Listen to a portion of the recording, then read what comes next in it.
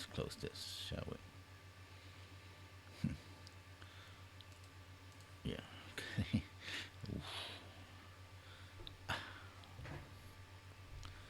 So, good thing I have that. Hi everybody. Welcome. This is today's very hectic day, so I thought I would do something I've been sort of promising to do for some time, which is talk about this video.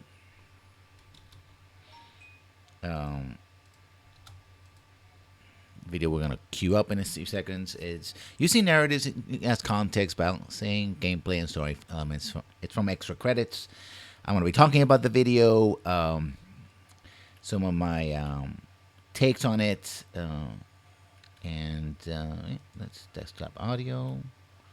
You guys can actually hear what has been said. And I'm gonna do the reaction video thing where I start and stop. So if that happens, bear with me. So there you have it. I don't usually do response videos, but again, this one when I saw it, is like, I gotta say something about it, and so here we are. Says, let me make sure I have everything set up properly.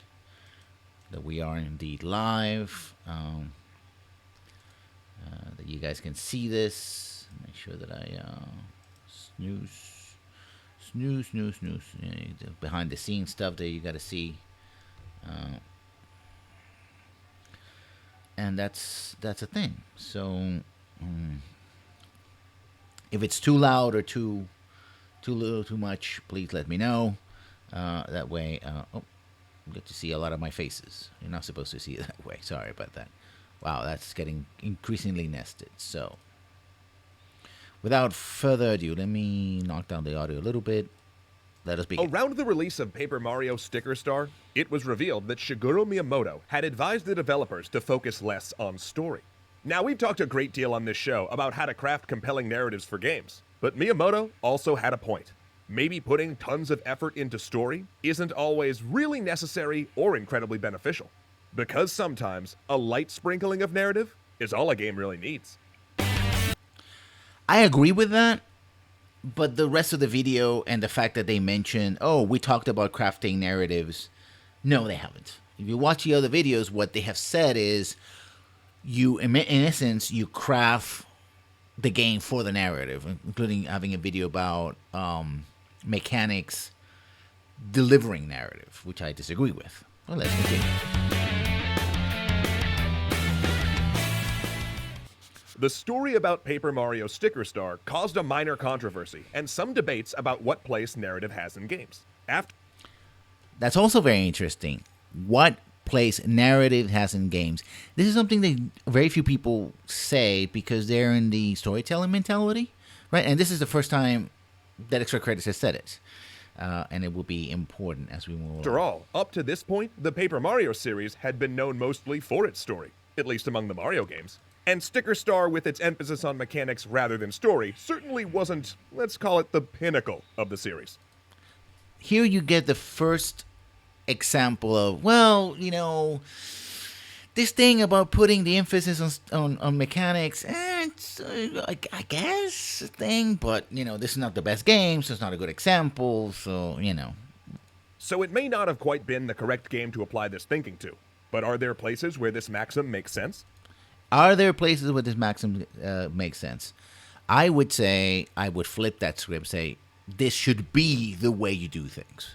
I'll get to that in a moment when they keep talking. Not every single game really requires, or has room for, a sweeping narrative. In fact, the original Doom cut out almost its entire story because the game played better without it. However, it's also important to realize that the de-emphasizing of the story of a game doesn't mean removing the narrative entirely.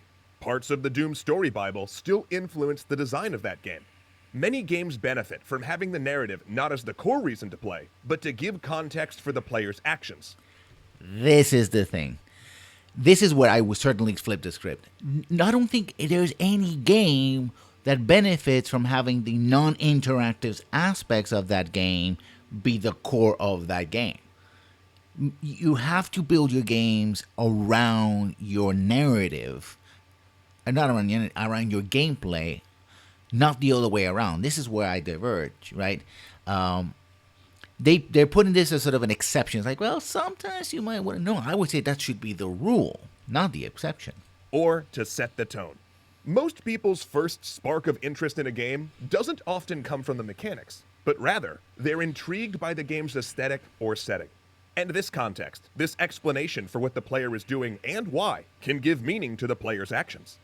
Well, that should always be the rule, right? That one of the first things and one of the reasons why you have a story in a game or story elements, that I don't go into that as much in this video, is, because that's what they should provide context.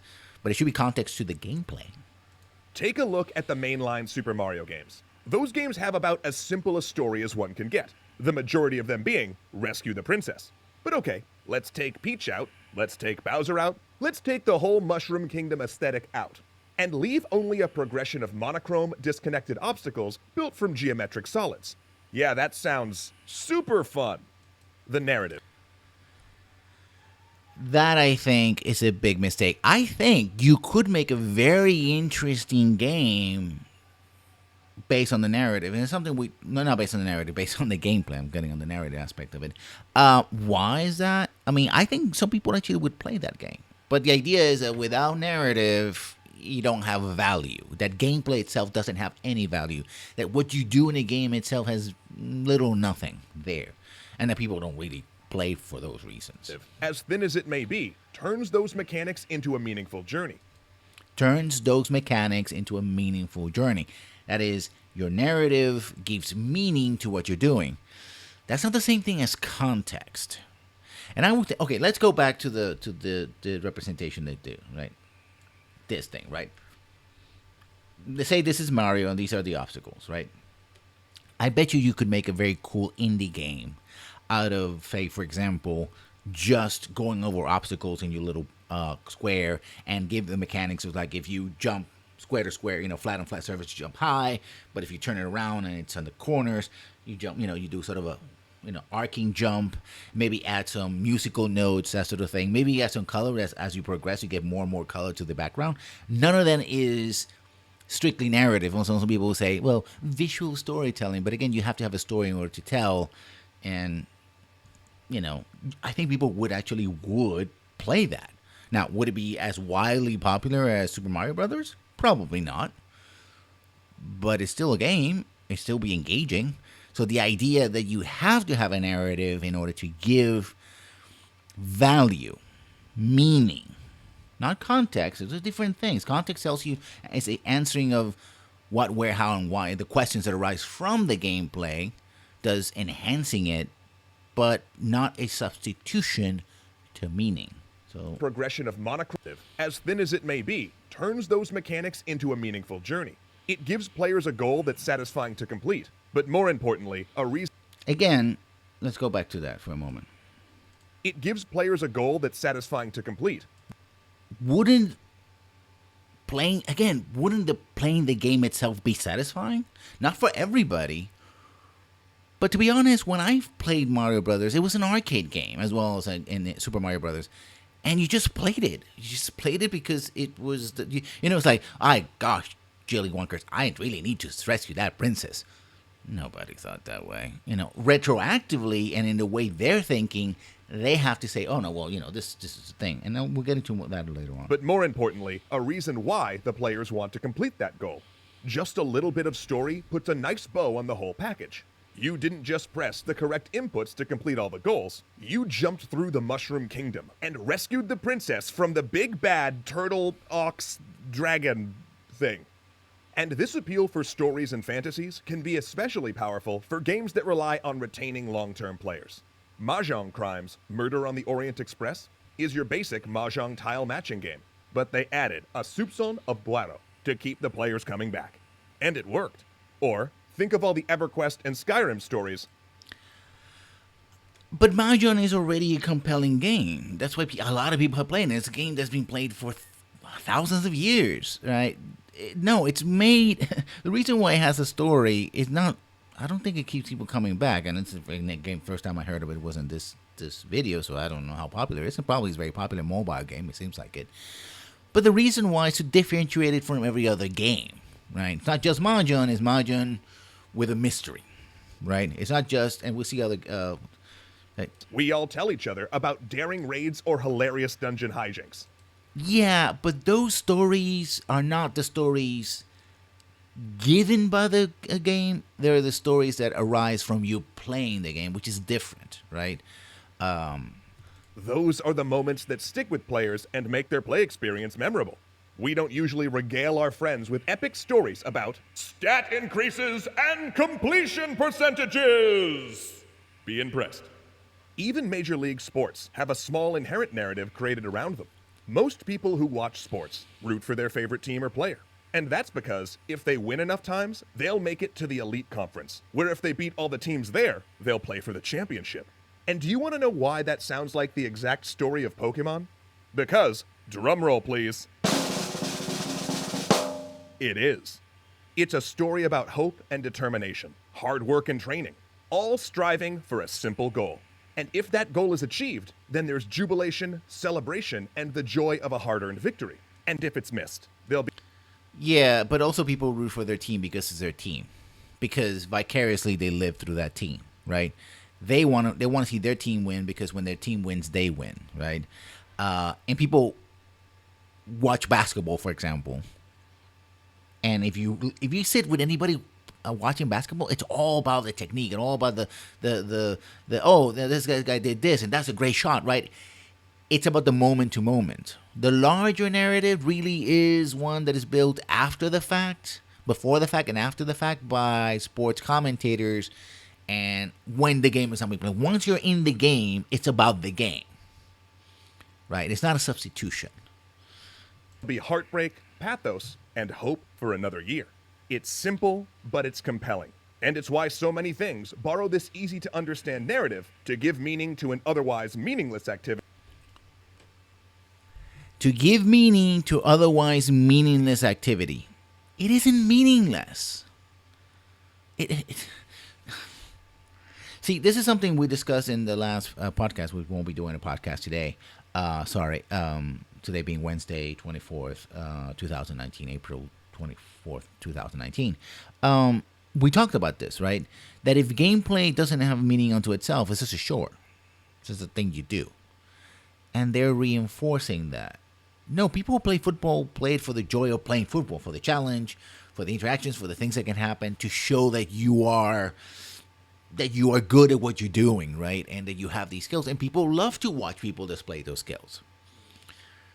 Yes, there are narratives that are constructed around them because, we like narratives. But they come from it rather than being passed it on. Or rather, they're passed it on in order to provide context to what's going on. But it's unnecessary, really. Like moving a ball down a field. And even if you're convinced that your game doesn't need a story, don't be so quick to jettison all semblance of narrative for the sake of pure gameplay.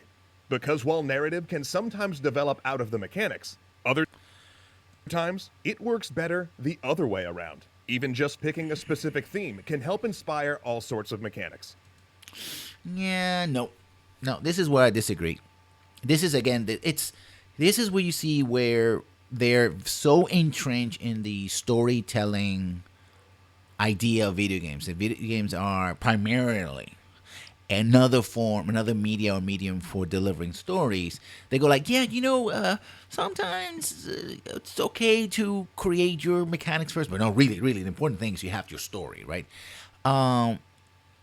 No, I think it's more of, it's like, no. You have to have a core mechanic. And let me cut away from a little bit from this, because let me give you an example of how this kind of thinking can go awry. This is from How BioWare's Anthem Went Wrong, from Jason Schreier, a company known for creating story-driven RPGs, right? Everybody praises, or used to praise, BioWare's RPGs, and yes, Anthem has a very thin narrative, but still, let me get you some example of how this can be affecting. At the beginning, I should have queued it up before this, but there you go. One comes dangers.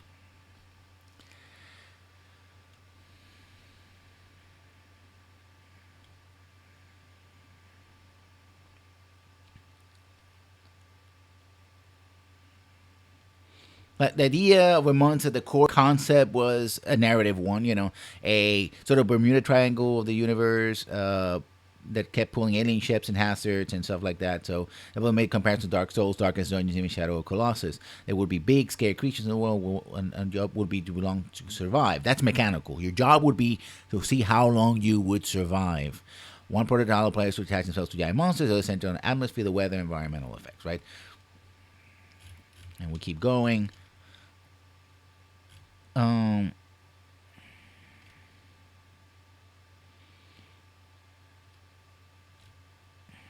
Nothing to make happy, Dragon Age.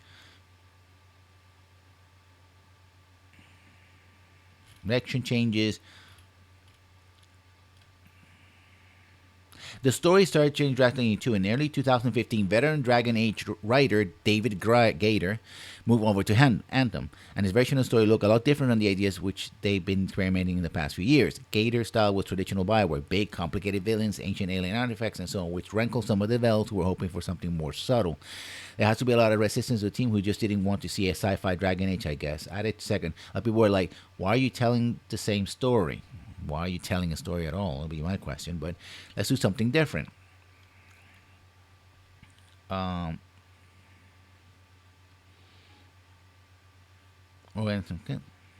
Different without it being clear what the outside was.